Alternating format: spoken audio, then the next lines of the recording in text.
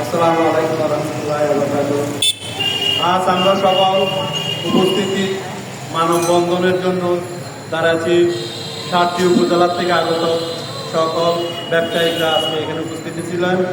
আমরা কেন্দ্রীয় ঘোষিত মানববন্ধনের জন্য 64টি জেলায় আমাদের একই দিনে আজকে একই টাইমে মানববন্ধন হচ্ছে। আমাদের অধিকার আমরা ফেরত পেতে চাই। আমাদের দাবি সকলকে মানতে হবে। আমরা নাইলে কঠোরভাবে আন্দোলনের ডাক দেওয়ার জন্য কেন্দ্রীয় নির্দেশনা পালন করব। আমরা গত 21 তারিখে ঢাকা প্রেস ক্লাবে 64 জেলা আলোচনা সভা হয়েছে, স্মারকলিপি দেওয়া হয়েছে। প্রধান উপদেষ্টা এবং কৃষি উপদেষ্টা খামার বাড়ি সব জায়গায় বক্তব্য এবং স্মারকলিপি প্রেরণ হয়েছে। এখন আমরা আমাদের যদি বহাল রাখার জন্য আমরা আইনগত ব্যবস্থা করব। হাইকোর্টও আমরা একটা রিট করছি কৃষি মন্ত্রণালয়ের বিরুদ্ধে।